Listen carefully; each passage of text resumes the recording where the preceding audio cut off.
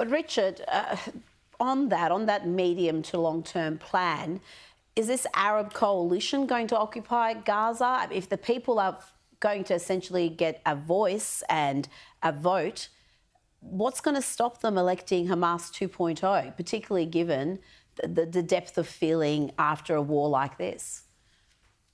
Well, it's a very good point, and I think there's I don't know at what point in the future there's likely to be any elections in Gaza. Who knows? But I think they will have to have a form of governance imposed upon them, at least on for a temporary period at least.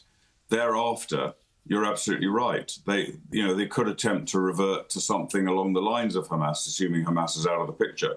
And the same applies in the West Bank, in Judea and Samaria. Hamas is the most popular political entity in the West Bank, as it is in Gaza.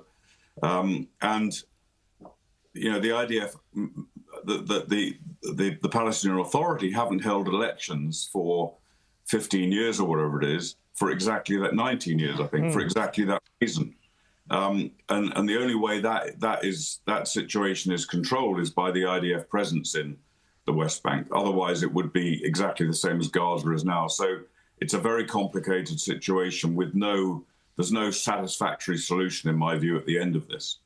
And Richard, you were actually there. There's all this debate about the aid and is the aid being blocked or not blocked, etc., etc. I even saw a rather ridiculous story about the UAE dropping aid by parachutes and it's landing on people's heads and killing them or something or other. I mean, the nonsense that we have to put up with. You were actually there delivering the aid. You've been there very recently, last week I think it was. Tell us the situation with the aid, the delivery of the aid and what's happening. Are people starving or is the aid getting through? I was there a couple of weeks ago, or about 3 weeks ago, went to visit the Gaza Humanitarian Foundation's secure aid distribution sites where they take aid into Gaza. They've delivered millions and millions of meals already to Gaza in the 6 to 8 weeks they've been operating. And they take it to distribution sites. People come and collect it.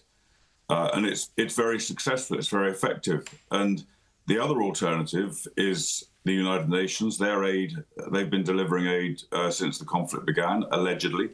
But even they confess that 87%, I think it is, of the aid deliveries that they have mounted into Gaza since May have been hijacked and haven't reached their destination. And where does that go? It goes into the hands of Hamas. It's sold on the black market. Those people who need it are not seeing it unless they've got enough money to pay for it. So you end up with any shortage of aid there is due to the UN's inability to get it to its destination. All the people I saw at the Gaza Humanitarian Foundation aid sites, which were thousands of Gazans, I spoke to at least 100 of them. All the people I saw, there was no sign whatsoever of starvation or, great hunger. They were lively. They were very, very happy with what they were getting. They were very pleased. They were for the first time in the war, they've got free aid as opposed to the UN aid that's been hijacked and sold in the marketplace. So I think, that the biggest problem that the Gaza Humanitarian Foundation has is the opposition to it from the United Nations for their own inexplicable reasons, and also the opposition from Hamas. And Hamas, of course, have been trying to kill people going to the Gaza Humanitarian Foundation sites and intimidate them. Colonel Richard Kemp, it's always terrific to chat to you. You've been there on the ground, you know what's really going on, and thank you so much for sharing it with us here on Outsiders, as always. Thank you so much, Colonel Richard Kemp.